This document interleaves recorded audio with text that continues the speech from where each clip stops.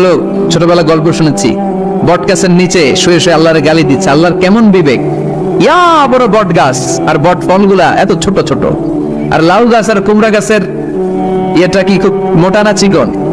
চিকন হয়ে এরকম বেড়ে ওঠে লাউ গাছ। লাউ গাছরে দিল আল্লাহ এত চিকন করে, ফল দিছে এত মোটা। আর এত বিশাল বড় বট গাছ, এটার ফল হলো এত ছোট। তো আল্লাহর গালি দিতে দিতে কোন সময় যে ঘুমাই গেছে নিজেও জানে না। হঠাৎ করে নাকের মধ্যে শটান করে বট ফল পড়ছে একটা, লাভ দিয়ে উঠছে, নাক দিয়ে রক্ত বের হওয়া শুরু হয়েছে। রক্ত মুছতে মুছতে মনে মনে ভাবে, আসলেই তো আমি বড় একটা উল্লুক্কা পাঠা। আজকে এই বট গাছের মধ্যে যদি লাউয়ের মতো ফল দিত, কুমড়ার মতো ফল দিত, আমার নাকের উপরে ওই লাউ আর কুমড়া বললে আমি থাকতাম না, আমি বিদায় হয়ে যেতাম, মক্কা পেয়ে যেতাম, ঠিক কিনা? যেখানে যেটা যেভাবে যতটুকু দরকার তার নাম, চিৎকার করে তার নাম।